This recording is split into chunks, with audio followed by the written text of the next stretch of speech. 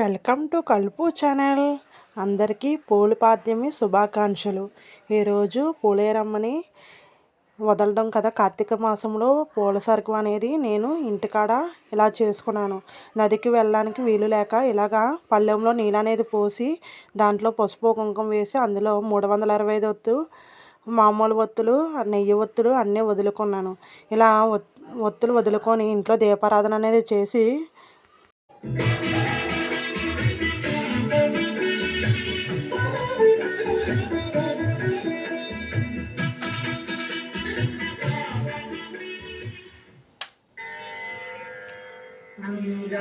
ఇంట్లో దీపారాధన అనేది ముగించుకొని శివాలయంకి వెళ్తే మా విలేజ్లో ఉన్న శివాలయంకి వెళ్తే స్వయంపాక దానాలు అనేది అస్సలు ఖాళీ అనేది లేదు.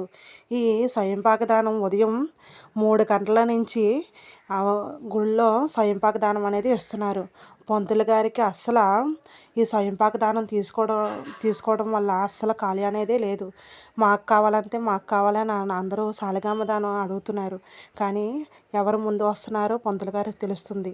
ఈ వీడియో నచ్చితే లైక్ చేయండి, షేర్ చేయండి. నా పాల సరుకు అనేది